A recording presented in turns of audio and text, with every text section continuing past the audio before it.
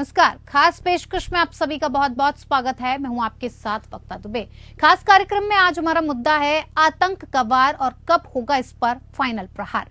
दरअसल कश्मीर के अनंतनाग जिले का कोकरनाग इलाके में बुधवार को सुरक्षा बलों और दहशतगर्दों के बीच मुठभेड़ हो गई।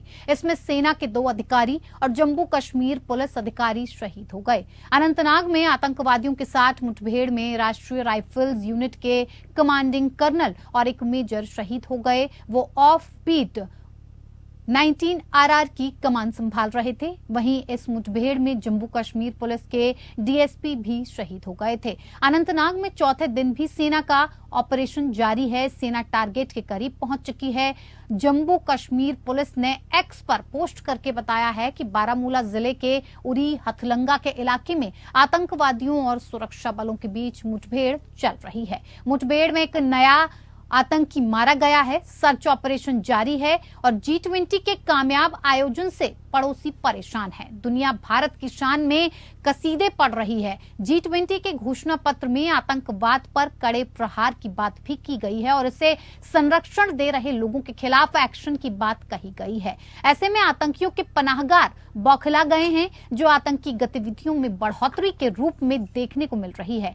A+ कैटेगरी का आतंकी 10 लाख रुपए का इनामी आतंकी उजैर खान सेना की रडार पर है। अनंतनाग में आतंकियों पर इनामी लश्कर कमांडर उजैर खान ही लीड कर रहा है। सेना के ऑपरेशन ऑल आउट से आतंकवाद पर लगाम जरूर लगी है, लेकिन आतंकवाद का रक्त बीज रह रहकर अपना सिर उठा लेता है और इसी साल जनवरी से अब तक जम्मू कश्मीर में 40 आतंकी मारे गए हैं। इनमें 8 ही स्थानीय थे और बाकी सभी विदेशी थे। अब वक्त आ गया है कि आतंकवाद का संपूर्ण नाश कर दिया जाए और इसके लिए जरूरी है कि पाकिस्तान को सबक सिखाया जाए ताकि वो आतंकवादियों को पालने पोसने की हिमाकत ना कर सके।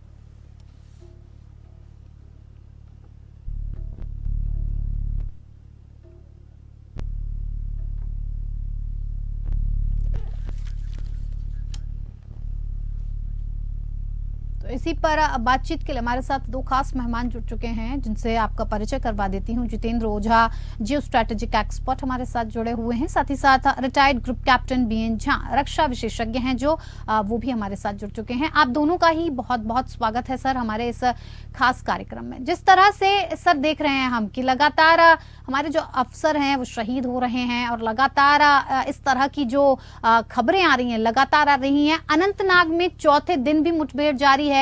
टारगेट के करीब पहुंच चुकी है सेना। लेकिन सर सवाल अभी भी यही है कि क्या आतंक के खिलाफ इंटेलिजेंस गैदरिंग में हमने कहीं ना कहीं चूक की है? जितेंद्र जी। देखिए, पहली बात तो जो शहीद हुए हैं उनको मैं श्रद्धांजलि देना चाहूंगा और तमाम लोगों को जिन्होंने जान दी है। दूसरी बात ये मैं कहूंगा कि आतंकवाद या राष्ट्रीय सुरक्षा न तो नेताओं के भाषण से ठीक हो सकते हैं, न टीवी एंकर के मुंह से फायर किए हुए मिसाइल से ठीक हो सकते हैं। ये बहुत ही गंभीर मसला है और इसमें बहुत ताकत के साथ साथ शौर्य के साथ साथ बड़े दिमाग, स्ट्रेटजी और टैक्ट की जरूरत है। दिक्कत ये हो रही है कि हम ये लड़ाई अपनी धरती पे लड़ रहे हैं। देखिए वक्ता जी, मैं किसी की देखी हुई बातें नहीं कह रहा हूँ। मैं कोई मीडिया का पढ़ा हुआ एक्सपर्ट नहीं हूँ, न किताब पढ़ा हुआ एकेडमिक हूँ। मैंने इसके साथ लड़ाई की है और मेरे सहयोगियों के योगदान से कई जगह ऐसे लोगों का खात्मा हुआ है। और ऑफकोर्स वहां पे भारत की धरती पे डिफेंस फोर्सेस मेरे साथ हैं। इस लड़ाई को हम हाफ हार्टेड लड़ रहे हैं। जब तब और छुप की जो लड़ाई लड़ी जाती है, जहां सिविलियन को शील्ड बनाया जाता है, वहां पे हमारी सुरक्षा बलों के हाथ काफी बंधे हुए हैं। इस लड़ाई को लड़ना है। कभी रामायण की कहानी में हम लोग कहते हैं ना, रावण जब बार बार उसके सिर काट दिए जा रहे थे तब भी वो लड़ रहा था। तब कहा गया भगवान राम को कि उसके नाभि पे मारिए। तो हम जो इसकी जड़ पे है उसको हम ध्यान देना नहीं चाहते हैं। देखिए, आतंकवाद और ऑर्गेनाइज्ड क्राइम दोनों साथ साथ चलते हैं। दूसरी बात, पाकिस्तान का ये आतंकवाद सिर्फ पाकिस्तान के अकेले से नहीं चलता है। ये एक युद्ध है, ये एक ऐसा घोषित युद्ध है। देखिए कि जम्मू कश्मीर में किसी समय हमने बजट का 10% लगाते थे, साथ से कितना अधिक हमारा कॉन्फिडेंस टूटता था, बहुत सारी चीजें खराब होती थी, इकोनॉमिक डेवलपमेंट डिरेल होता था। हमने इसको ध्यान नहीं दिया। और जो परिवर्तन किए जाने की जरूरत है, जिस लड़ाई को अलग जगह पे ले जाके और कम से कम खर्चे में, कम से कम नेशनल फाइनेंशियल कॉस्ट की बात नहीं कर रहा हूँ, करने की जरूरत थी, उसकी इच्छा शक्ति हमारे सक्सेसिव पॉलिटिकल एस्टेब्लिशमेंट में नहीं दिखाई है। तो यही वजह है कि ये लड़ाई जो है यहाँ पे लड़ रही है। दूसरी बात और मैं कहना चाहूंगा वक्ता जी, और मैं चाहूंगा कि ये बातें जो है आप इस डिस्कशन को नेशनल सिक्योरिटी एडवाइजर और पीएमओ दोनों के पास भेजिए कि जब भी कोई भी भारत का कोई ऐसा सुरक्षा स्पेशलिस्ट या जो इंटेलिजेंस का जो आपने पहले की बात कही, वो लोग जब भी हाइड्रा हेडेड टेरर नेटवर्क को टारगेट करते हैं तो हमारी अपनी एस्टैब्लिशमेंट मिलकर उनको खत्म कर देती है। तो ये लड़ाई जो है हमें लड़ने का सहूर नहीं है। बताइए, ये भूखे नंगे जाहिल बर्बर जो सो कॉल्ड मामलूक और मंगोल से हमारे धरती पे आते हैं, हम पे राज करते हैं, जबकि हम उनसे दिमाग से लेकर हर चीज में कितने आगे हैं। तो जो स्ट्रेटेजिक मायोपिया हमारे में रही, उसको राजा रणजीत सिंह ने या छत्रपति शिवाजी ने दोबारा लेने की कोशिश की, और भारत के डिफेंस फोर्सेज और कुछ इंटेलिजेंस ऑफिसर्स ने भी उसे दोबारा रिवाइव करने की कोशिश की, लेकिन हमने सबक सीखा नहीं है। देखिए, ये आतंकवाद खत्म किया जा सकता है। जरूरत है विल पावर की, जरूरत है अपने सिस्टम को रिवॉल्व करने की, क्योंकि जब तक पाकिस्तान इस स्वरूप में एग्जिस्ट करता है हम शांति से बैठ नहीं रह सकते हैं। और दूसरा, ये पाकिस्तानी मिलिट्री और जो भी एस्टैब्लिशमेंट है वो अपने आप कभी एग्जिस्ट करती ही नहीं है। 1964 की लड़ाई के बाद, 65 की लड़ाई के बाद लाल बहादुर शास्त्री जी ने टर्म्स मानने से मना कर दिया। अब सीआईए की लिखी हुई किताब में साफ आ गया है कि किस तरह सीआईए ने उनकी हत्या करवाई। हम चुपचाप बैठे रहते हैं। मैं नहीं कहता हूँ सीआईए से लड़ाई कीजिए, लेकिन हाँ, आप अपने बारे में दहशत पैदा कीजिए। विक्रम साराभाई से लेकर कितने साइंटिस्ट की हत्या कर दी गई, हम चुपचाप बैठे रहे। होमी बाबा की बात रही, और ये सारी दुनिया 2001 तक, जब तक 9/11 अटैक नहीं होता है, सारी दुनिया कहती रही कि नहीं, ये कश्मीर में कुछ फ्रीडम स्ट्रगल है, क्या है। जब अटैक होता है तब वो मानते हैं, और उसके बाद भी इनके जड़ें कहां कहां फैली हुई हैं। मैं ये समझता हूं कि हमारे देश की सरकार और किसी को इसमें शक है।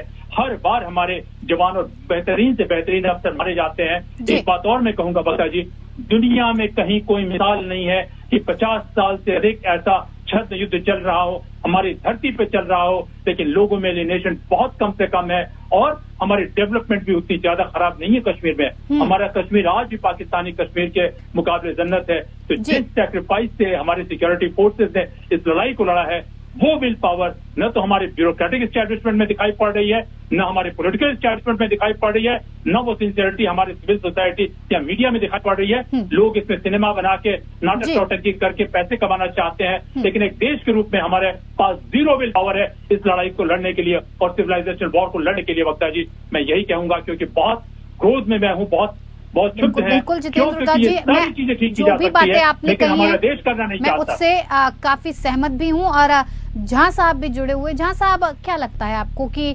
आतंकवाद से निपटने की रणनीति में कहाँ गलत साबित हो रहे हैं हम, कहाँ चूक कर रहे हैं? ऐसी क्या कुछ गलती हो रही है जबकि हम सक्षम हैं कि पाकिस्तान को एक बार में ही सबक सिखाया जा सकता है, लेकिन कहाँ गलती हो जाती है और कहाँ चूक जाते हैं हम? मैं फिर से श्रद्धांजलि देता हूँ सारे जो मृत हमारे साथी हैं। बहुत दुख होता है जब भी ऐसी कोई घटना होती है, और ये एक बार नहीं हो रही है। अभी जितेंद्र जी ने कहा, बिल्कुल मैं सहमत हूँ।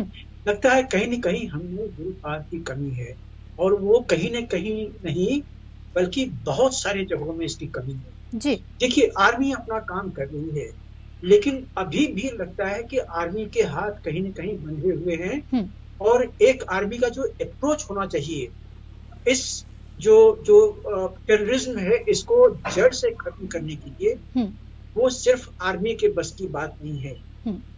याद कीजिए, ध्यान दीजिए, आपने कहा था अपने ओपनिंग रिमार्क्स में कि ये रक्तपीज जैसा है। अगर ये रक्तपीज है, और ये रक्तपीज है क्योंकि एक खत्म नहीं हो रहा है, एक को मार रहे हैं, दूसरा जिंदा हो रहा है, 10 और जिंदा हो रहे हैं।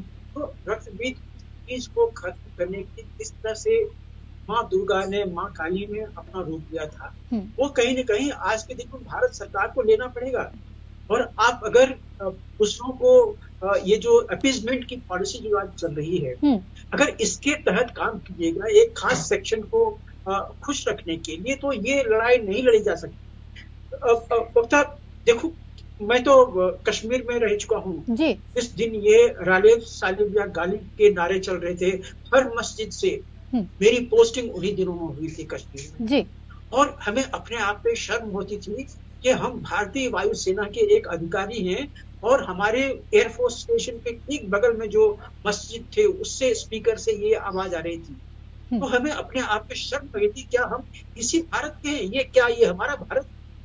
हमने वो चीजें देखे हैं, और ये उसी 1990 नहीं हुआ था। इसका सिलसिला तो हमने 88 के शुरू से देखा था, जब भी कश्मीर में जिहाद शुरू हुआ था और कश्मीरी पंडित को टारगेट किया जा रहा था एक एक करके जी। लोगों ने उस समय में नहीं समझा, भारत ने उस समय में नहीं समझा, और भारत आज भी समझने से इनकार कर रहा है, ये मानने से इनकार करता है। देखिए, अब अभी अनंतनाग की घटना हुई है, इसमें आप उन दहशतगर्दों को मार दीजिएगा, लेकिन आज के दिन में भारतीय सेना के पास में इंटेलिजेंस है कि कम से कम 80 ऐसे विदेशी आतंकवादी वहां के जंगलों में छिपे हुए। ये तो 80 विदेशी, और अपने कितने हैं, वो अपने जमीन से जो पैदा हुए हैं वो कितने हैं जिन्होंने पुलवामा करवाया था। तो आज के दिन में जरूरत है कि आप एक ऐसा, आप मतलब हम सब मिलके एक ऐसी पॉलिसी बनाएं जिसमें जो अभी ऑन द ग्राउंड रेडिकल है या टेररिस्ट हैं उनको खत्म किया जाए। इनके आने के रास्ते वक्ता ये तो खुला हुआ है। आज के दिन में हम जानते हैं कि 28 लॉन्च पैड्स हैं एलओसी के दूसरे तरफ में जो टेररिस्ट से लबालब भरे थे, और उनको निर्देश मिल रहा है आज के पाकिस्तानी गवर्नमेंट से कि तुम किसी भी तरह से इन्फिल्ट्रेट करो, चाहे वो सुरंग बना के हो, चाहे कहीं और से आके हो, चाहे किसके ऊपर रास्ते हो, ये हो रहा है। तो जब हम जानते हैं कि यहाँ पे लॉन्च पैड्स में टेररिस्ट हैं, हम उन चूहों को उन्हीं के बिल में क्यों नहीं मार सकते। और यहीं पे भारत सरकार को मैं थोड़ा सा कटघरे खड़ा करता हूँ कि ये ओपन हैंड आप सेना को दीजिए। हमारे पास में आज के दिन अपाची हेलीकॉप्टर है जो रात में एक सॉर्टी में इंफ्रारेड डिवाइस से लेके जो कम से कम 8 जो उनके लॉन्च पैड्स हैं उसको एक सॉर्टी में खत्म कर सकते हैं। हमारे पास में वो हविटर्स हैं, वो तोपे हैं जो कि 42 किलोमीटर से ऐसे लॉन्च पैड्स को पिन पॉइंटेडली ध्वस्त कर सकते हैं। हम वो क्यों नहीं कर सकते हैं? शायद एक कमी है जहाँ मैं आपके बताना चाहता हूँ भारत सरकार और मिनिस्ट्री ऑफ डिफेंस, इनको लगता है कि शायद पाकिस्तान के साथ में एक सीज फायर एग्रीमेंट साइन किया हुआ है, वो वायलेट होगा। नहीं होगा, ये वायलेट नहीं होगा। वो सीज फायर डॉक्यूमेंट आपने मिलिट्री पाकिस्तानी आर्मी या पाकिस्तान मिलिट्री से के साथ में साइन किया हुआ है। टेररिस्ट उसमें इंक्लूडेड नहीं है। टेररिस्ट जो चुके को हमारे यहाँ पे ये उत्पाद मचा रहे हैं, इनको उन्हीं के बिल में खत्म करना होगा और उनको प्रोएक्टिवली बिल्कुल बिना किसी चीज के तो उन्हीं के बिल में मारना पड़ेगा। और उसके लिए तो मैं बता रहा था प्रोएक्टिव ये अप्रोच, ये हैंड आर्म फोर्सेस को देना पड़ेगा। उसमें एयरफोर्स भी है, उसमें आर्मी भी है। तो ये सारी चीजें हैं। और लास्ट बट द लीस्ट, ये टेररिस्ट कहाँ से आते हैं?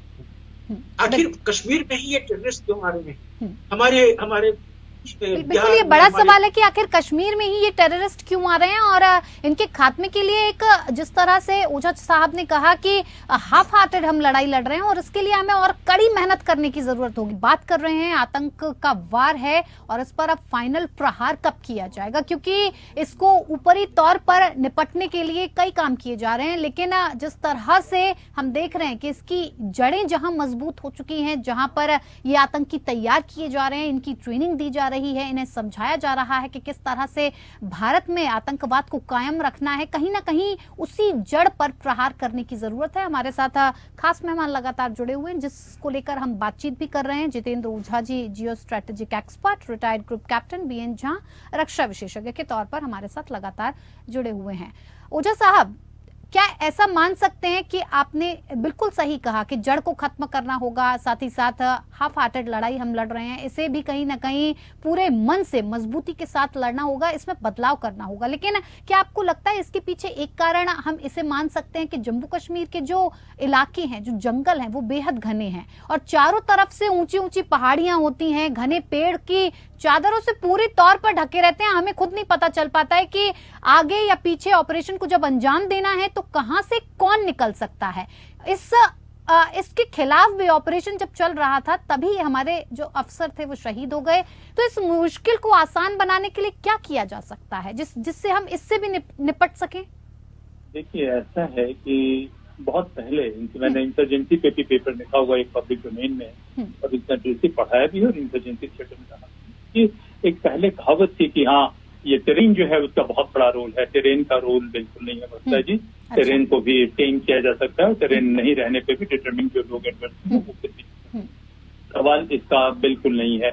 मुंबई में कौन सा ट्रेन था जब 26 से 11 का अटैक हुआ, आप देखें, चलिए उसको हमने सिक्योर कर लिया। तो ये जम्मू कश्मीर का कोई लेना देना नहीं है, जहरीली सोच का लेना देना है। आप कहते हैं, मैं कहता हूँ कि नहीं, उनको घर में घुस के मारने वाली बात 20 साल पहले हम कहते थे। मैं कहता हूँ कोई आतंकवाद की बात सोचने पे उनके दिल में दहशत पैदा होने की जरूरत है। देखिए, आतंकवाद की जो आप बात कर रही हैं, मैं बार बार कहता हूं कि लड़ाई जो है हमेशा दुश्मन की धरती पे होनी चाहिए, अपनी धरती पे लड़ाई नहीं होनी चाहिए। हमारी सिस्टम बहुत ही लीक कर रहे हैं, बहुत हम उसको ध्यान नहीं देना चाहते हैं कि हमारे पॉलिटिकल सिस्टम की भी मैं बात करता हूँ, वो भी नेशनल सिक्योरिटी स्ट्रेटेजी का एक हिस्सा होता है। कॉर्पोरेट इंटीग्रिटी की बात करता हूँ, वो भी हिस्सा होता है। रेगुलेटरी कैपेसिटी की बात करता हूँ, वो भी हिस्सा होता है कि हम एक ओपन सोसाइटी है। मिनिमम कोलैटरल डैमेज के साथ इसको खत्म करना है। और ये बात सिर्फ अपने धरती पे हमारे पास तो बहुत फेयर और ट्रांसपेरेंट रेगुलेटरी कैपेसिटी होनी चाहिए, लेकिन विदेशों में, जैसे मैंने कहा कि ऑर्गेनाइज्ड क्राइम का नेटवर्क दुनिया के किसी हिस्से में चल रहा हो, अगर हम तक आंच आती है तो हम वहां के लोगों से अपनी दोस्ती करें, देखें और उनके साथ मिलकर इनको खत्म करें। एक और बात मैं कहना चाहूंगा कि मान लीजिए आप मेरे पड़ोस में रहती हैं और आपने एक जहरीला तालाब पैदा कर रखा है। उस तालाब में खाद देने के लिए दूसरे कुछ लोग आते हैं और उसमें भयंकर मच्छर आते हैं और वहां आके हम पे काटते रहते हैं, जो मिलियंस में आते हो। कितने मच्छरों को हम मारेंगे?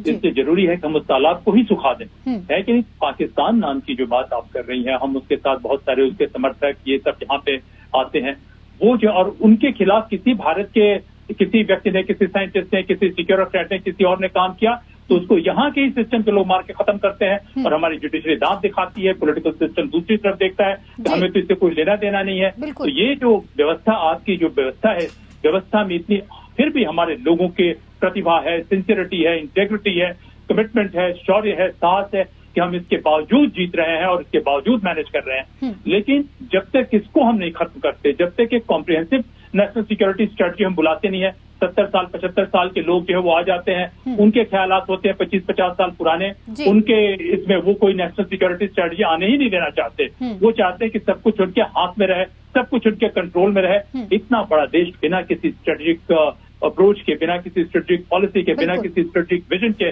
और बिना हर लेवल की कैपेसिटी के कर ही नहीं सकता। देखिए वक्ता जी, भारत का मजबूत होना 140 करोड़ भारतीयों के लिए नहीं बल्कि दुनिया की सुरक्षा और स्थायित्व के लिए इस हिस्से में बहुत जरूरी है। और इसके लिए बहुत आवश्यक है कि हम कन्वेंशनल वॉर में तो बहुत चैंपियन है, लेकिन जो लड़ाई कश्मीर में हम लड़ रहे हैं वो नॉन कन्वेंशनल वॉर है। उसमें आर्मी उतनी ट्रेन नहीं होती है, दुनिया में कहीं कोई आर्मी नहीं इस पे जीत सकती है। आप देखिए अल्जीरिया में ऐसी लड़ाई हुई और हुआ क्या कि फ्रांस को वहां से वापस जाना पड़ा। वियतनाम में लड़ाई हुई, अफगानिस्तान में देखिए दूसरे की धरती पर लड़ाई कर रहे थे।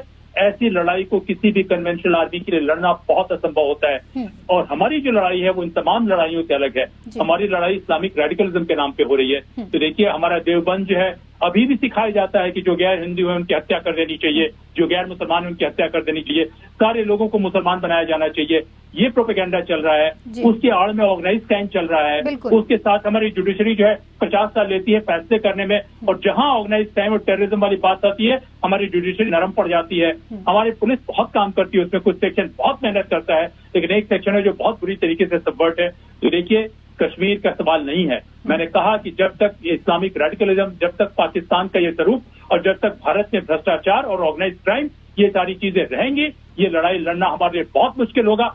आज तो हम कॉस्ट कुछ पे कर रहे हैं। हमारी जीवन जो है, हमारा जीवन 60 साल 70 साल 80 साल होता है, लेकिन एक सभ्यता का जीवन हजारों वर्ष होता है। एक सभ्यता के रूप में काफी गहरी बातें आपने कही ऊर्जा जी, जिस पर ध्यान देने की काफी जरूरत है। जहां साहब पहले भी हम कई बार बातचीत कर चुके हैं और हमारी पॉलिटिकल पार्टीज के जो नेता हैं, चाहे विपक्ष के हों, बार बार इस बात को कहते हैं, कश्मीर के नेता हों, कि बातचीत से मुद्दे को सुलझा लेना चाहिए। कई बार बातचीत कर चुके हैं, कई बार इस चीज को हम समझ चुके हैं, उन्हें समझा चुके हैं कि सुलझाने की कोशिश कर लीजिए, समझ लीजिए, आतंकवाद को पालने पोसने का काम बंद कर दीजिए। लेकिन ये मानने को तैयार नहीं है। अगर जो मान जाए तो वो पाकिस्तान नहीं। जीरो टॉलरेंस की नीति भी हम अपना चुके हैं। ऐसे में क्या माना जाए कि फिर भी संपूर्ण समाधान नहीं निकल रहा है, तो इसका हल कैसे ढूंढा जाए और इसका पुख्ता संपूर्ण हल क्या हो सकता है? कम शब्दों में जहां साहब आपसे जानना चाहेंगे। इसमें संपूर्ण समाधान का तो सवाल उठता है नहीं है, कोई भी समाधान अभी नहीं है मेरे पास में। हम ये जो लड़ाई है ये पिछले 30 साल से लड़ रहे हैं और हम कहाँ पे हैं। हाँ, मैं मानता हूँ कि ये धारा 370 हटने के बाद अब सेंट्रल गवर्नमेंट जो है वो डायरेक्टली यहाँ पे एक्ट कर सकती है जी। लेकिन इसमें कहाँ कितना हम सक्षम हुए हैं। देखिए आज के दिन में ये सिर्फ टेररिज्म नहीं है, देखिए जितने जी बता रहे थे, ये इस्लामिक टेररिज्म है, ये एक आइडियोलॉजी है जो कहती है कि सिर्फ भारत में नहीं पूरे विश्व में जो नॉन मुस्लिम्स हैं उनको मार के पूरे ग्लोबल कैलिफेट मुस्लिम्स तैयार की जाए। याद कीजिए वो इराक का अल बगदादी, उसी ने कहा था, और उसके बाद में हर देश में ये जो रेडिकल है इसके सुबुगाहट शुरू हो गई थी। तो विचारधारा वहां पे है। अभी हाल के दिनों में जो एलईटी के ऊपर छापे पड़े हैं, जितने दस्तावेज मिले हैं, गजवाए हिंद आपको मिला हुआ है, ये क्या कह रहा है? ये तो यही कह रहा है, ये तो धार्मिक उन्माद फैला रहा है। और हम क्या कर रहे हैं? हम चुपचाप बातचीत कर रहे हैं। देखिए मैंने एक पत्र लिखा था, एक डॉक्यूमेंट तैयार किया था मैंने, gross violation of fundamental rights in India. और ये कुरान जो है, कुरान के कुछ आयतें डायरेक्टली फंडामेंटल राइट्स को हनन करते हैं। आपको याद है वसीम रिजवी ने एक पीआई डाला था सुप्रीम कोर्ट में, जिसको सुप्रीम कोर्ट ने उठा के फेंक दिया। और उसमें इतनी वास्तविकता है, मैंने उसमें और 5 कुरानिक आयतें हमने ऐड की हैं, 31 आयतें हैं। और ये 31 आयतें सीधा सिखाती है मुसलमानों को कि आप जो गैर मुस्लिम हैं उसको खत्म करो, गैर मुस्लिम को यहाँ पे रहने का अधिकार नहीं है, गैर मुस्लिम को जीने का अधिकार नहीं है, उसको कन्वर्ट करो, अगर कन्वर्ट हो जाता तो ठीक है, नहीं तो उसको मार दो। ये तो ओपनली सिखाया जाता है और ये आज की नहीं है, कुरान लिखी गई है, देखिए कब वो 7वीं शताब्दी में लिखी गई है। तो आज के दिन में मुसलमान भी बहुत सारे लोग मानते हैं कि उन दिनों में जो चीज लिखा गया था कुरान में आज के दिन में रेलिवेंट नहीं है। तो यही तो चीज वसीम रिजवी ने पीआईएल में डाला था कि आप इसको रिव्यू कीजिए, ये जो नफरत फैलाने वाली आयतें हैं कुरान में, इसको आप रिव्यू कीजिए, इसको देखिए और एक एक्सपर्ट कमेटी बिठा के इसमें से जो भी आयतें हैं जो निकाली जा सकती हैं उसको निकालिए, और जिससे कि जो सौहार्द है वो हो। ये सिर्फ बातचीत करने से नहीं होगा। बिल्कुल जहां साहब सही कह रहे हैं आप कि जिस तरह से हम कदम आगे बढ़ा रहे हैं उसमें कहीं ना कहीं बदलाव की काफी जरूरत है, तभी इसका खात्मा पूरी तरह से किया जा सकता है। फिलहाल ओझा साहब आपका और जहां साहब आपका बहुत बहुत धन्यवाद हमारे साथ इस खास कार्यक्रम में जुड़ने के लिए और तमाम जानकारी इससे जुड़ी हुई हमारे दर्शकों तक साझा करने के लिए। फिलहाल इस खास पेशकश में मेरे साथ इतना ही। नमस्कार।